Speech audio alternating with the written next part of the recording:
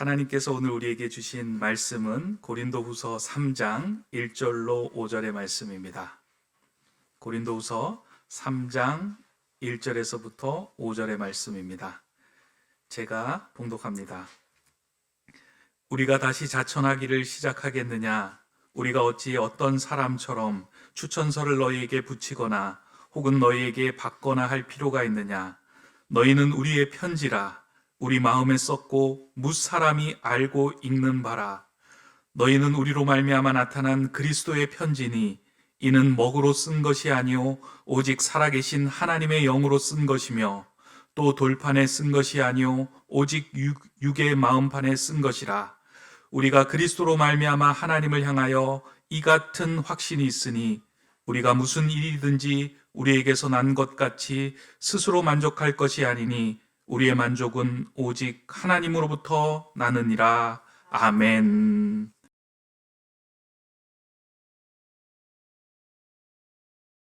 이 모자를 장 목사님이 사줬어요, 어제. 근데 나는 이 모자가 자신이 없는데 그래도 성의가 괘씸해서 잘 쓰고 왔어요. 내가 이 모자를 잘 이겨내서 어울리도록 쓰고 다녀야지. 명품과 짝퉁이 있어요. 명품과 짝퉁이 있는데 복에도 명품 복이 있고 짝퉁 복이 있어요. 진짜 복, 가짜 복, 그 얘기를 하죠. 평안과 편안, 어느 게 명품 진짜 복일까요? 평안, 편안은 짝퉁이에요.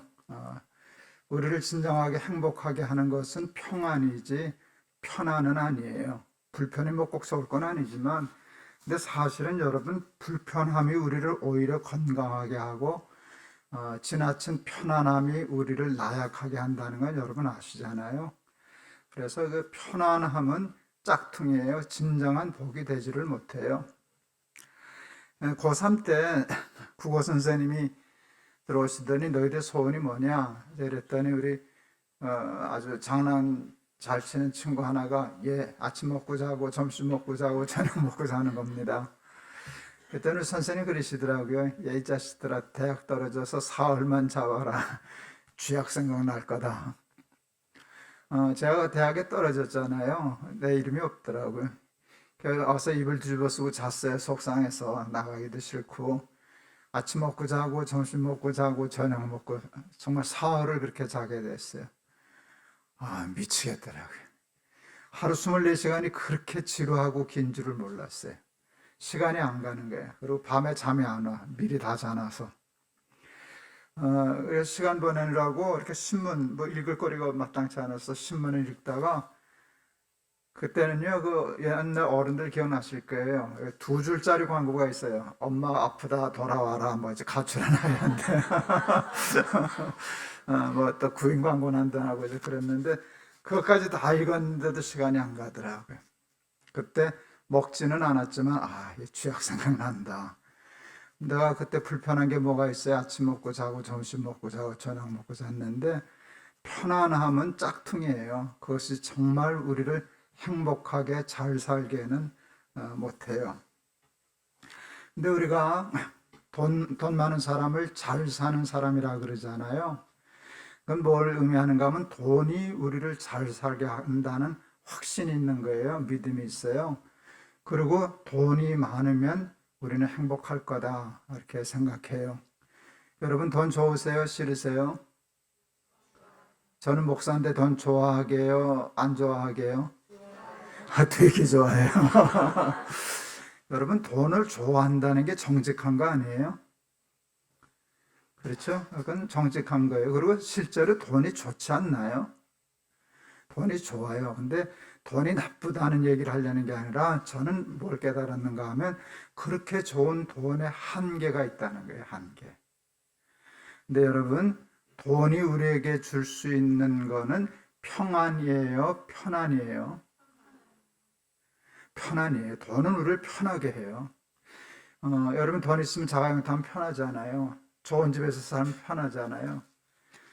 저도 이제 전쟁동에 태어난 사람이니까 우리나라가 가장 가난할 때 삶을 살았던 사람이거든요. 호롱불 켜고 살았고, 그리고 우물에서 지게로 물 줘다 먹고 살았고, 그런 삶을 했었어요. 우물에서 물 떠다 먹고 그럴 때 사람들이 바라는 삶이 있었어요. 벽에서 물 나오는 집에서 살면 좋겠다. 여러분, 탈북자들이 한국 와서 제일 놀라는 것 중에 몇 가지 중에 하나가 벽에서 물 나오는 거예요. 근데 그냥 물이 나오는 게 아니라 뜨거운 물이 나오는 거. 뜨거운 물, 찬물 나오고 그러는 거. 이제 그런 건데, 돈이 있으면 우물에 안 가고 앉아서 물 들고 그러고 사는 게 얼마나 편하고 좋아요. 편해서 좋은 거거든요. 그런데 그게 행복한 건 아니에요. 그것이 우리에게 평안을 가져다 주지는 못해요. 여러분이 이번 집회 때 잡은 주제가 참 좋은 주제예요. 샬롬. 이게 기독교의 가장 중요한 개념이거든요. 평안이에요. 평안, 평화. 이거는 세상의 어떤 것으로도 살 수 없어요. 제가 암에 걸렸잖아요. 그러니까 그게 2019년 4월 달에 암을 발견했어요. 수술하고 이제 항암도 하고 했는데 항암을 아주 힘들게 했어요. 죽는 줄 알았어요. 정말 힘들게 했어요. 한 석 달 동안에 몸무게 한 20kg 빠지고 4번 절도하고 이문동에서 2번 자빠지고 양평 올라가서 2번 자빠지고 그럴 만큼 아주 참 힘들었어요. 그런데 몸이 힘든 것보다 더 힘든 게 있었어요. 그게 뭔가 하면 마음이 힘든 거예요. 우울하고 불안하고 두렵고 내색은 못하지만 짜증나고 이러는 게 영 못마땅했어요. 평생 예수 믿은 게 이게 뭐 이러고 사냐. 암이 만만한 건 아니지만 온통 이렇게 사로잡혔어요. 이제 수술을 하고 그 다음에 항암 다 한 후에 이제 CT를 찍어요. 재발되지 않았나, 재발됐나 이걸 늘 확인하는데 저는 첫 번째 CT에서 불합격을 받았어요.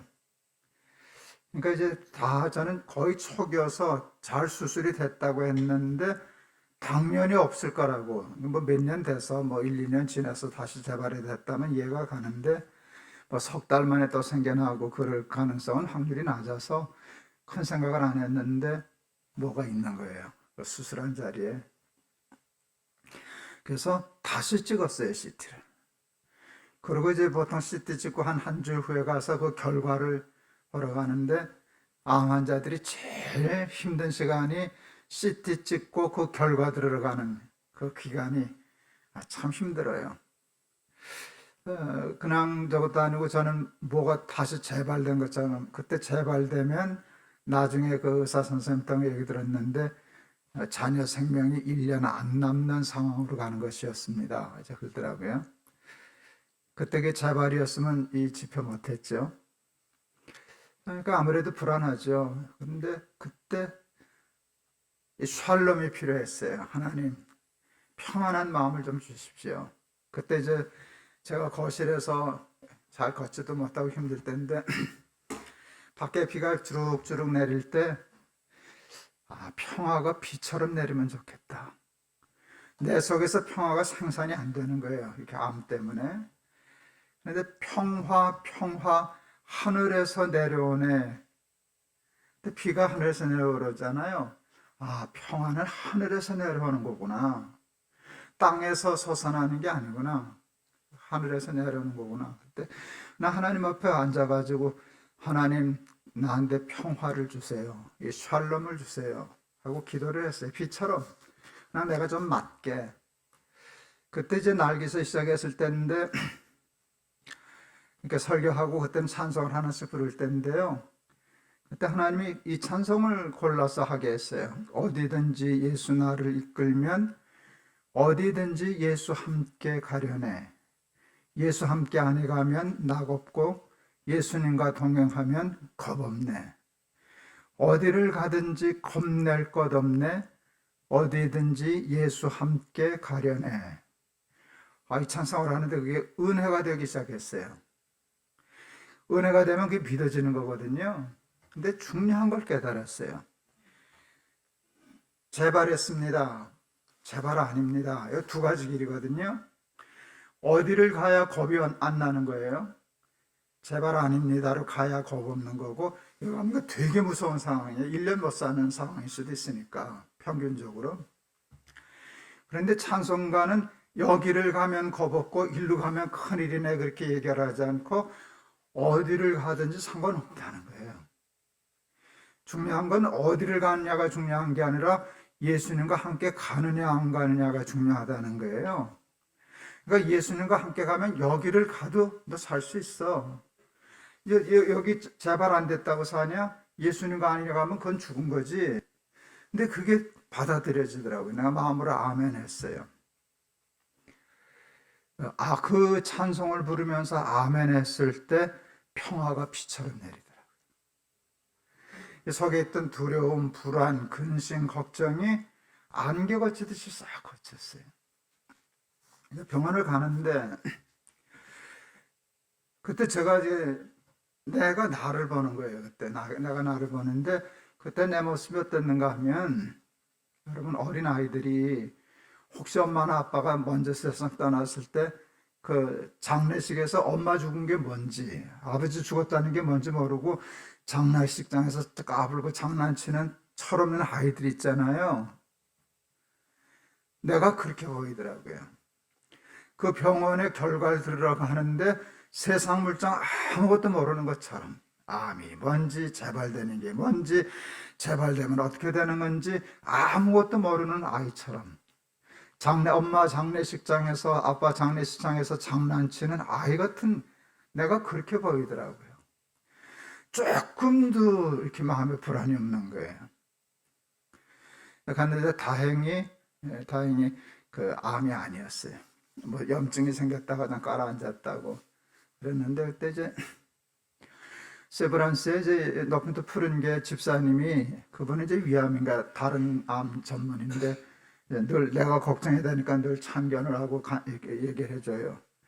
만났는데 목사님 불안하지 않으셨어요? 그러더라고요. 그래서 아니 그랬더니 에이 그랬더라고. 그런 게 어디 있어요? 그래. 뭔 놈의 집사가 자기 교회 목사 말도 안 듣냐. 그런데 그건 믿을 수 있는 일이 아니었죠. 어떻게 그 상황에서 제가 불안하지 않을 수 있었겠어요. 그런데 불안하지 않은 걸 어떻게 하겠어요? 그러니까 평안은 믿음이 주는 것이지 돈이 주는 거 아니에요. 그때 연봉 얼마면은 안 불안하고 연봉 얼마면 불안하고 그건 아무 상관없잖아요. 가난한 사람도 그 사회를 가면 불안한 거고 천하제일의 부자도 그 상황에서 돈으로 평화를 살 수는 없는 거거든. 편안한 걸 살 수는 있지. 병실을 특등실에 간다든지 뭐 그런 거는 할 수 있지만 돈이 많다고 평안을 얻을 수 있는 건 아니잖아요. 근데 나는 하나님이 믿어지는 그 믿음을 정말 체험을 했는데 그랬더니 평화가 비처럼 내리더라고요. 이제 처음 수술을 받을 때 2019년 5월 달에 수술을 받았는데 저는 난생 처음 수술 받는 거였거든요. 그래서 좀 불안하잖아요. 이렇게 처음 이제 잡혀서 들어가는 거니까 수술실에. 수술하러 들어가면서 침대에 누워가지고 아내한테 다녀올게. 뭐 우리 아내 잘 다녀오세요. 네, 그랬어요. 아내는 못 가니까 나 혼자 가야 되는 거니까. 제가 하나님 앞에 침대에 누워서 들어가면서 다녀오겠습니다. 하나님 앞에 인사했어요. 마음으로. 다녀오겠습니다. 그랬더니 하나님이 내 마음에 같이 갈 건데 깜짝 놀랐어요. 그치. 하나님이 여기서 기다리셔야 하는 분은 아니잖아요. 우리 아내는 못 가지만 난 같이 갈 건데 그게 그렇게 새삼스럽더라고요. 그 수술을 정말 마음 편하게 받았어요. 예수님이 함께 온다고 그러시잖아요. 그래서 수술을 얼마나 편하게 받았는가 하면은요, 수술하고 수술도 잘 1시간 예상보다 빨리 끝나고 깼는데 뭐 옆에서는 마치 깨면서 옆에 있는 사람들 소리도 나고 힘들어하는 소리도 나는데 아무렇지도 않아가지고 난 아직도 수술을 안 했나? 그랬어요. 그리고 뭐 올라와서도 뭐 와서부터 그냥 걸어 다니고 다시 뭐 엑스레이 찍으러 오라 뭐 하는데도 내가 걸어서 갈 만큼 컨디션이 좋았어요. 통증도 많지 않고. 이제 작년에 1월 달에 또 갑상선에 암이 또 발견돼가지고 또 수술했거든요. 세브란스에서. 그날도 이제 또 침대에 잡혀서 이제 수술실로 들어갈 때 하나님한테 이제는 다녀오겠습니다 하는 소리가 안 나가잖아요. 같이 갈 건데 그랬었으니까. 그래서 내가 하나님 앞에 그랬어요. 같이 가실 거죠? 속으로. 그랬더니 그럼 그러시더라고요. 그 수술실에 들어갔어요. 세브란스 병원인데 연대병원은 이제 기독병원이니까 참 가면 좋아요. 늘 찬송가 소리가 들려 나와요. 병원 전체. 그게 그렇게 좋더라고요. 그 다음에 사방에 성경 구절을 써놨어요. 하여간 눈만 보이는 데는 다 성경 구절이 있어요. 수술실에 가서 이렇게 누웠잖아요. 그 천장이 보여요. 이제 조금 대기하는 시간인데 천장이 있어요. 그 누워있는 사람은 옆에는 못 보잖아요. 그러니까 이게 세심한 병원 사람들이 성경 구절을 거기다 써놨더라고요. 그러니까 성경이 딱 보여요. 근데 그때는 거기는 그때 제가 눈에 본 데는 영어로 쓰여 있었어요. Do not fear. 두려워하지 말아라. For 왜냐하면 I am with you. 내가 너와 함께 함이니라. 두려워 말라 내가 너와 함께 함이니라 하는 그 유명한 이사야서의 말씀이잖아요. 근데 그 말씀이 나는 이렇게 들려졌어요. 내가 같이 간다 그랬지? 내가 같이 간다 그랬잖아. 두려워하지 말아라. 내가 너와 함께 함이니라. 그러는데 그때 주어지는 마음의 평화. 이거는 이루 말로도 할 수 없어요. 저는 지금 암 환자예요. 저는 암이 3개거든요. 암 환자인데, 좀 엉뚱한 얘기인데요. 제가 이 모자를 썼잖아요. 제가 사실은 모자를 잘 안 쓰는 사람이에요. 지금 머리가 대갈통이 되게 커요. 그래서 모자가 잘 맞는 게 없었고, 그러니까 모자가 어울리질 않아서 저는 모자 쓰는 패션은 없어요. 그런데 이제 나이 들면 이렇게 되면서 할 수 없이 모자를 쓰기 시작했어요. 근데 제가 모자를 쓰면서 하는 게 있어요. 모자에 지지 말자. 조금 이상하고 안 어울리는 것 같아 보여도 그냥 내가 쓰고 다니면 내가 모자를 이기면 이게 패션이 되는 거예요. 난 이런 식의 모자는 처음 써봤거든, 장 목사님. 이거 무슨 중국 호떡집에서 썼냐?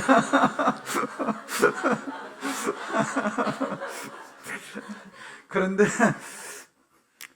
내가 이 모자를 이기고 싶어서 이거를 내가 이기면은요 사람들이 눈에 익숙해지면 목사님 그 모자 어울린다. 근데 내가 이 주눅이 들어가지고 이상한데 아예 안 어울리는데 이거 호떡장사 같지 않아? 이런 기가 죽으면 그 사람들이 알아가지고 이게 안 어울리게 보이는 거예요. 근데 제가 무슨 생각을 하는가 하면은요, 우리 막내 아들이 옷장사 하잖아요, 빈티지. 사실은 이거 다 이 속에 있는 거 바지, 구두까지 다 그 자식이란다 옷이거든요. 근데 여러분 그 이제 빈티지 저기가 저가 이제 70 넘었잖아요. 이게 저한테 어울려야 안 어울려? 벌려 어울리는 게 아닌데 내가 옷을 이기는 거예요. 그래서 이걸 나한테 맞춰서 이쁘게 입는 거예요. 옷을 이쁘게 입는 거예요. 제가 무슨 생각을 하는가 하면 암도 옷이다라고 생각해서 어차피 내가 입은 거잖아요. 그런데 그것 때문에 불안하고 우울하고 짜증내고 그렇게 하면 이게 사람들 보기에도 불쌍해 보이고 초라해 보이고 안 어울려 보이고 얼마나 힘들까 그렇게 하는데요.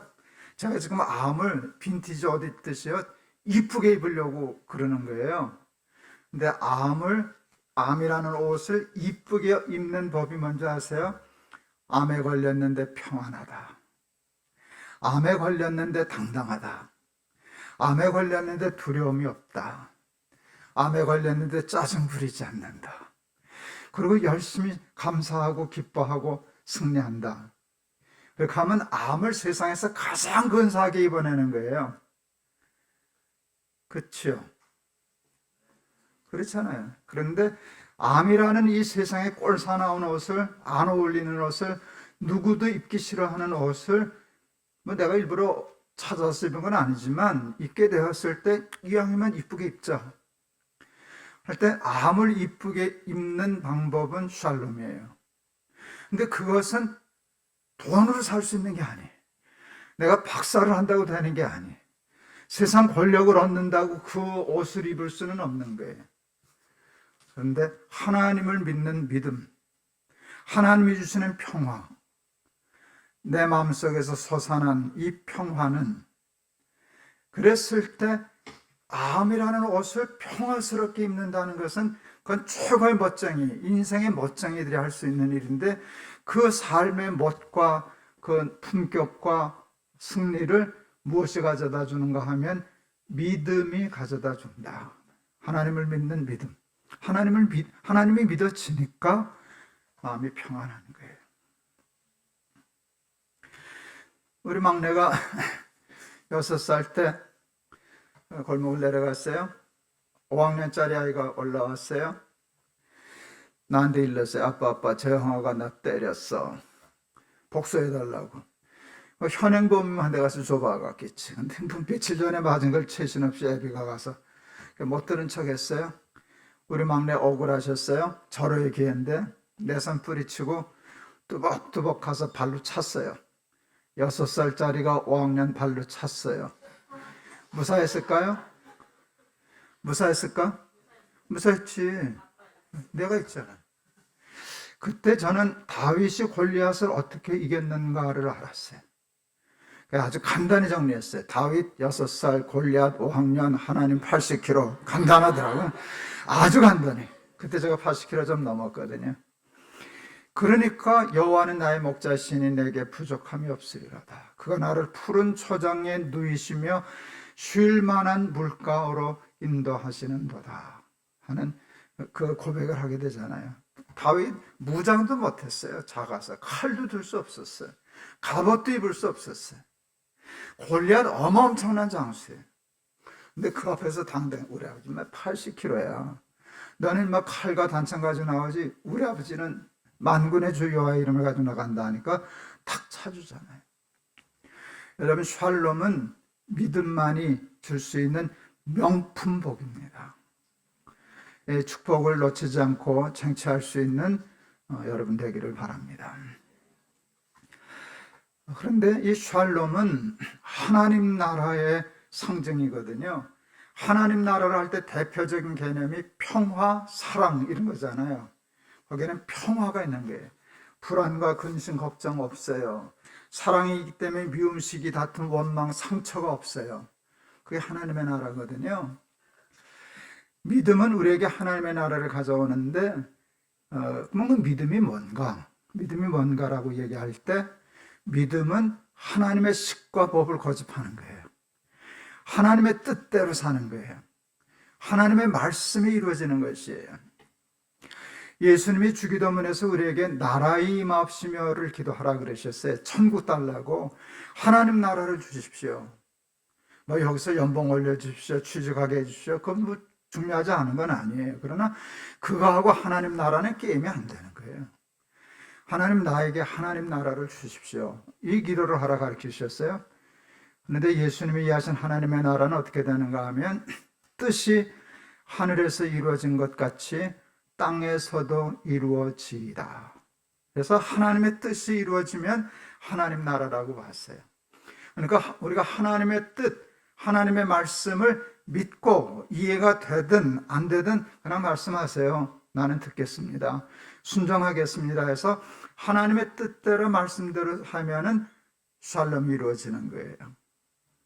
어제 잠깐 우리 저기 했지만 우리 학교에서 나가라 그랬을 때 보이지 않는 성전 건축 헌금 200억 있었을 때 그 잠깐 유형 이렇게 돌려 쓰고 나중에 막아주면 된다고 생각할 때 하나님이 그러면 안 돼. 전기를 잡고 뒤를 돌아다 보면 안 돼. 그랬을 때 우리 길바닥에서 예배드릴 각오하고 그 원칙을 지켰을 때 높은 뜻 교회의 샬롬이 이루어진 거거든요. 기막힌 샬롬이 이루어진. 꿈도 꾸지 못한 신의 한 수, 하나님 외에는 이 일을 할 수 없는 그런 결과가 지금 일어나지 않았어요? 그게 이제 믿음이 이루어지는 하나님의 나라를 이루는 거예요. 그것은 중요한 것은 내 뜻대로 마옵시고 아버지의 원대로 되기를 원하나이다. 이렇게 살 때 그게 믿음이고, 그 믿음은 우리에게 샬롬과 진짜 명품복인 평안의 복을 우리에게 가져다 줄 줄을 믿습니다. 제가 77년도에 결혼을 했어요. 77년 8월 달에 결혼했는데 77년 1월 달에 제가 아내한테 편지를 보냈어요. 그때 이제 손으로 편지 쓸 때니까 연애 편지죠. 제가 글씨가 좀 안 좋아요. 악필이에요. 그런데 연애 편지 쓰기 전까지는 내 글씨 나쁘다는 데 대해서 한 번도 스트레스를 받아본 적이 없어요. 나는 다 읽을 수 있으니까. 그런데 내가 좋아하는 사람한테 편지 쓰니까 글씨까지도 이쁘면 좋겠더라고요. 그래서 제가 다시 글씨를 익히기 시작했어요. 깍두기 공책 사다가 국민학교 1학년 그 공책 사다가 글씨를 다시 썼어요. 그래서 글씨가 저는 다른 사람보다 한 서너 배 커요. 초등학교 1학년 글씨를 쓰니까 또박또박 쓰는 거예요. 정성껏 쓰니까 저는 지금도 필압이 높아요. 다른 사람보다 한 곱절을 그냥 꾹꾹 눌러서 그냥 반듯반듯 쓰는 거예요. 그리고 글씨를 연습했더니 제가 방위 갔을 때 너 글씨 잘 쓴다 해가지고 제가 그 군인들 궤도병 있죠? 궤도 교육할 때 제가 군대 글씨라고 그래서 그거 쓰다가 나왔어요. 이래봬도 그렇게 이제 편지를 써서 보내다가 제가 편지라는 시를 쓰게 되었어요. 그래서 우리 아내한테 보냈어요. 깨끗이 손을 씻고 자리에 앉아 한자 한자 정성껏 편지를 쓴다. 사랑하는 사람에게 쓰는 편지 아름답고파 진실이고파 썼다간 지우고 또 썼다간 지우고 마음같이 써진 편지 마무리하다 그만 잘못 써진 글씨 하나 죽죽 두 줄 그어 지워버리고 계속 쓰면 될 것을 다시 손 씻고 와 처음부터 쓰는 편지 당신께 쓰는 편지 잘 썼죠? 그 77년 1월 달에 쓴 편지예요.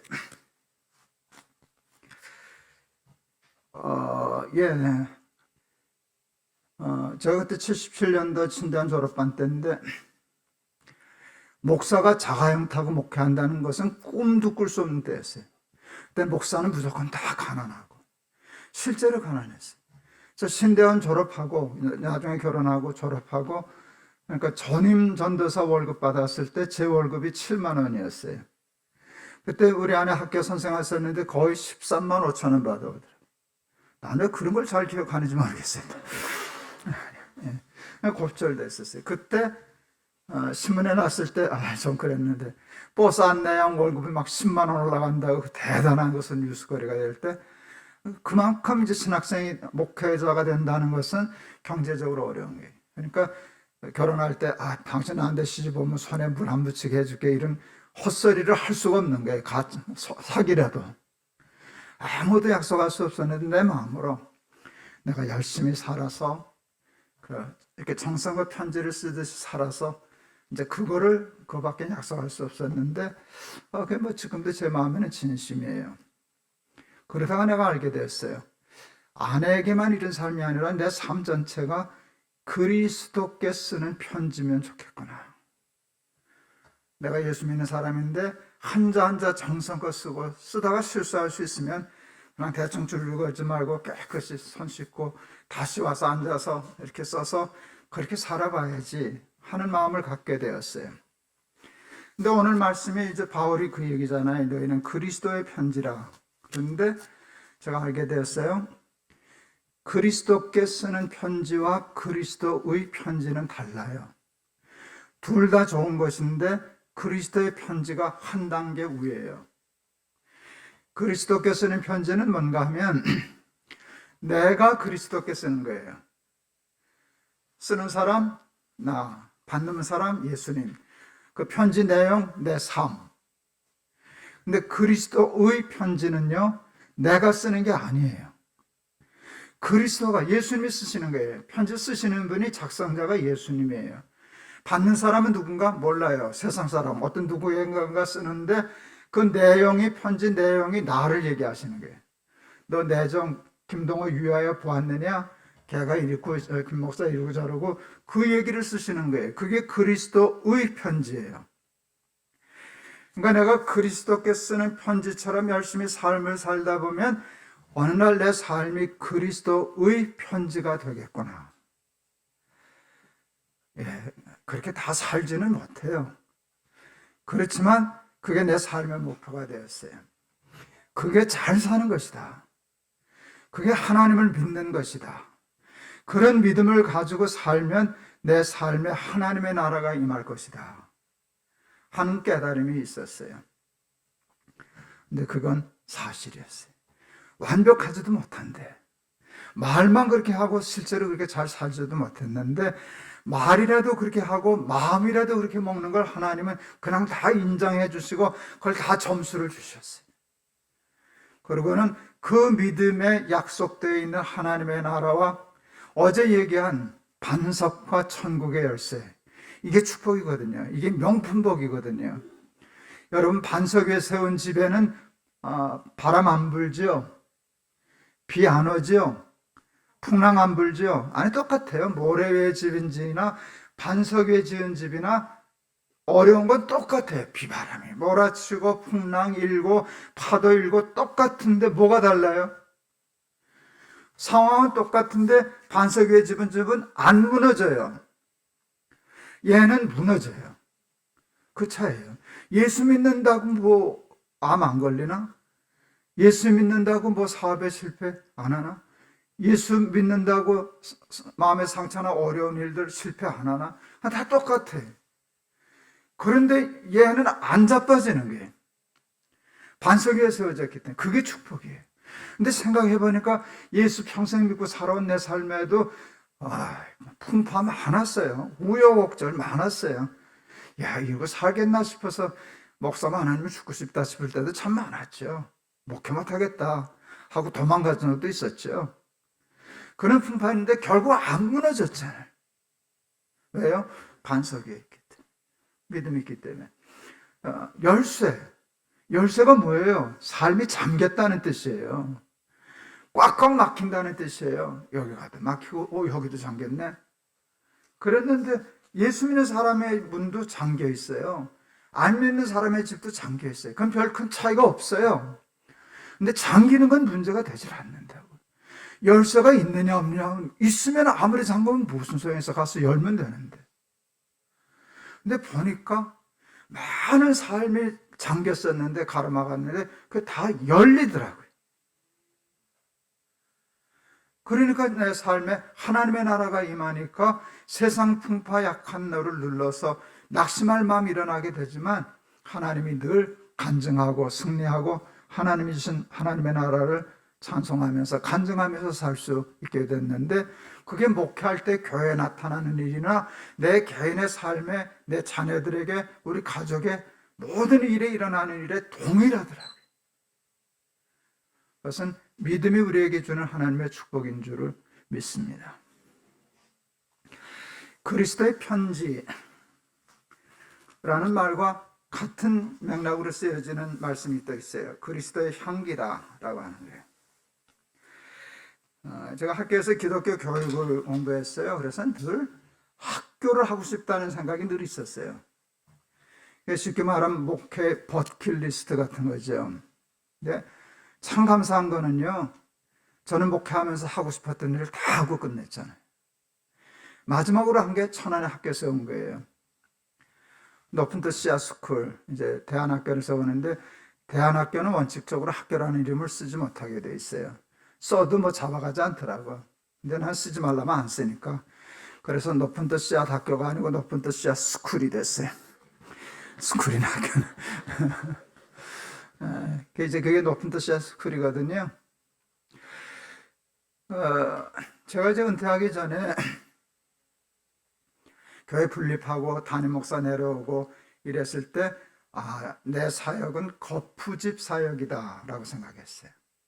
여러분 거푸집 아시죠? 건물을 할 때 콘크리트 칠 때 콘크리트가 레미콘 묽으니까 이 틀이 있어야 모양이 갖춰지잖아요. 나무로 거푸집을 짜고 거기다 해놨다가 굳으면 거푸집은 떼서 버려요. 그러니까 나는 이제 내가 콘크리트 노릇을 하면 안 된다. 후배 목사들이 일하게 하고 그 울타리 역할을 해줘서 자리 잡히면 나는 떼버리고 나오면 된다. 그래서 그렇게 생각을 해서 높은 뜻 씨앗이 되어 교회 할 때도 우리 이원성 목사님 가서 내가 아주 속된 말로 얼굴 마담만 한 거지 뭐. 담임 목사 이름은 내가 가졌지만 실제 모든 행정이나 결제 돈 10원도 내가 결제한 적 없으니까 이 목사님이 다 하게 하고, 그리고 2년 딱 된 약속한 날 이 목사님 담임 목사하고 나는 그만두고. 그게 거푸집이잖아요. 학교도 그런 식으로 했어요. 교감을 세우고 교감에게 교장의 모든 권한을 다 위임하고 이름만 내가 가지고 있다가 이제 은퇴했는데, 학교에 대해서 제가 뭐 잘 가지도 않고 뭘 하지 않는데, 제가 그래도 교장으로 아이들에게 뭔가 좋은 영향력을 이렇게 주고 싶었어요. 그래서 뭘 했는가 하면 저는 딱 한 가지만 했어요. 한 달에 한두 번이라도 가면 일찍 가서 첫 번째 어느 날부터 기다리고 있다가 안아주는 거. 이렇게 안아주는 거예요. 처음에 안아주니까 이놈들이 튀더라고. 이 할아버지 왜 이러신다냐. 근데 그냥 가서 그러거나 말거나 그냥 안아도 보통 앉는 게 아니야. 그냥 으스러지도록 앉는 거죠. 꽉 안아주는 거예요. 근데 그걸 알거든요. 애들이 이 할아버지가 장난치는 건지 괜히 그러는 건지 진심으로 그러는 건지 자기가 이뻐서 그러는 건지 그 개도 아는데 그걸 왜 모르겠어요. 제가 그런 진심으로 동물도 대해서 개도 나보고는 잘 안 짖거든. 싸나온 개도 나한테 와서 배 들이밀고 자빠지고 그러는데 애들 그러니까 애들이 알죠. 한 몇 달 그러니까 이놈들이 와서 나만 보면 달려드는 거예요. 이제 차가 오잖아요. 내가 매일 가는 게 아니니까 내가 이렇게 할아버지가 보이면 차가 들썩거려요. 거기서 뛰어서 할아버지 왔다가 와서 매달리고 그래요. 이제 은퇴할 때가 돼서 이제 이것도 끝나야 되는데 애들이 야 할아버지 잊지 말아라. 내가 너희들 사랑한 거 잊지 말아라. 왜 그런가 하면 사랑받은 아이가 건강하고요. 사랑받은 아이가 지능도 올라가거든요. 사랑받는 게 굉장히 중요해서 내가 학교에서 할아버지가 너 사랑한다. 교장 할아버지가 너 사랑한다. 꽉꽉 안아줬어요. 그만 될 쯤이 돼가지고 내가 향수를 뿌리고 다니기 시작했어요. 기억을 오래 하라고. 그래서 제가 향수 뿌리고 다니는 멋쟁이는 아닌데 가서 딱 냄새 맡아보고 골라서 아르마니 향수 딱 골랐어요. 이것저것 뿌리면 애들이 헛갈리니까 아르마니 향수를 사서 꼭 여기다 뿌렸어요. 왜 여기다 뿌렸게요? 안았을 때 코 박히는 자리를 계산해가지고 꽉꽉 안아줬어요. 열해졌는데 우리 학부형 아이 엄마 하나가 제 페이스북에다 글을 썼어요. 목사님 성경하셨네요. 그래. 그게 뭔가 했더니 엘리베이터를 탔는데 아이하고 그 아이가 그랬다는 거예요. 엄마 할아버지 냄새 난다. 누가 아르마니 향수 쓴 사람이 왔다 간 거예요. 그 냄새를 보는 순간 그냥 내가 생각나고 할아버지가 안아주던 생각나고, 그러니까 보고 싶다. 그래서 더 천안 갔다 왔잖아요. 우리가 평생을 예수를 믿었으면 냄새가 나야 되잖아요.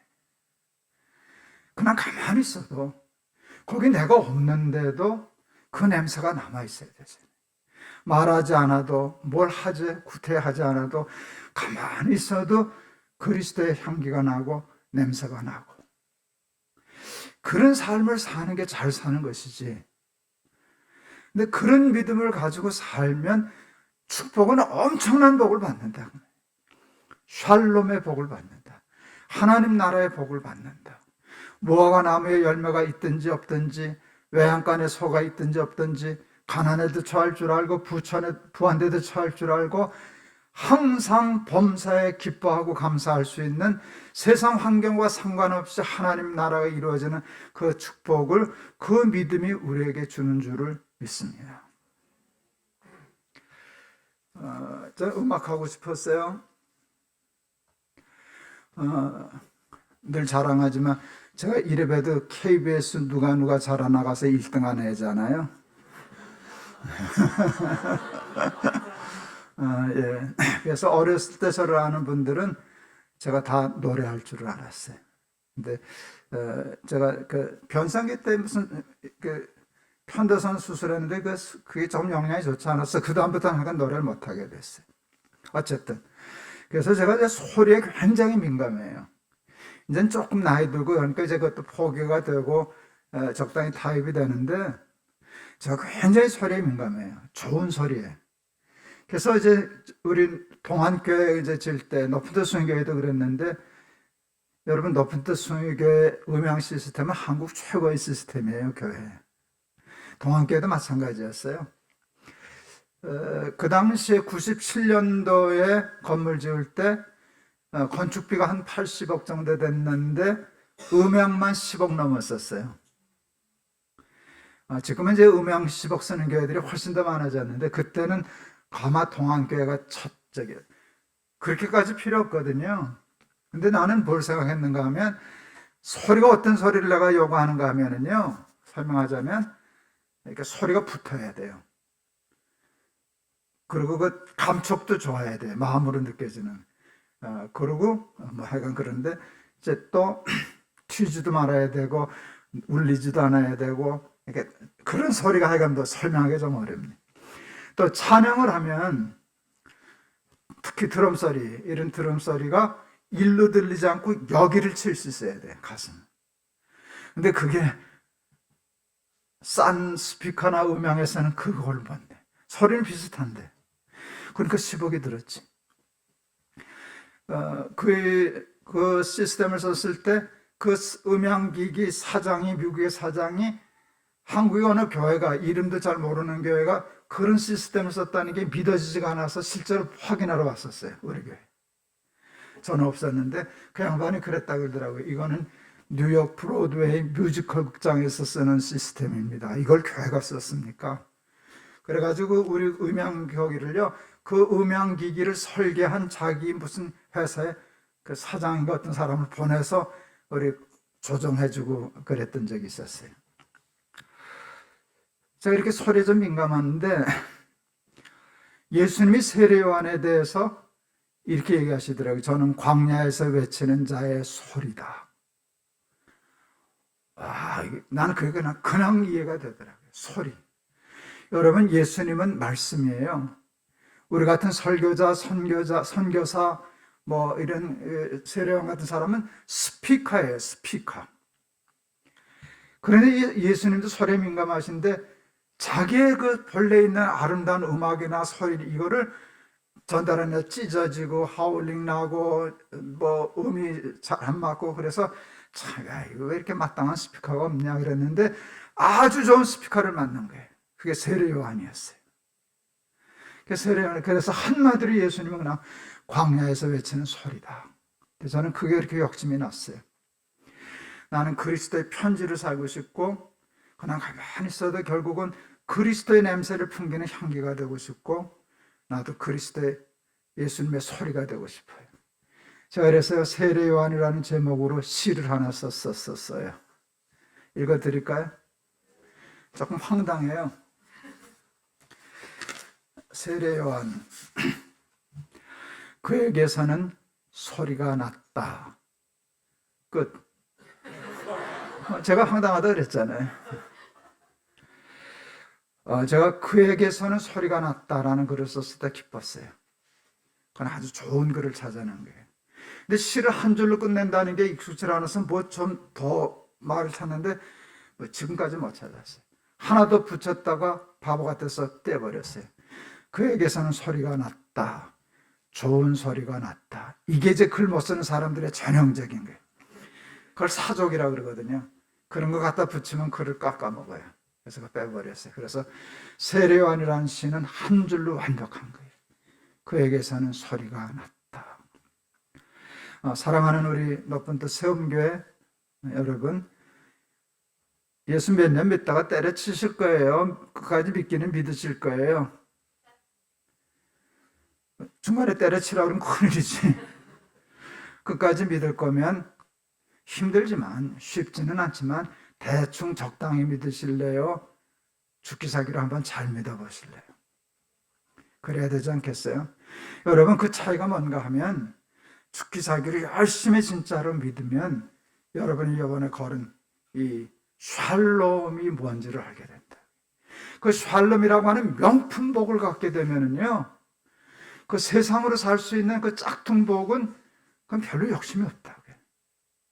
아니, 명품을 가지고 있는 사람이 뭐하러 짝퉁을 들고 다니겠어요? 있으면 뭐 괜찮지, 뭐 돈 있으면 좋지, 뭐 나쁠 건 뭐가 있냐.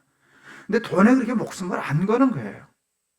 그러니까 예수님 진짜로 잘 믿는 어느 성도에 있는 사람들의 특징이 뭔지 아세요? 돈 그까지가 아무것도 아니야. 그러지 않아요. 사도 바울이 뭐라 그랬어요?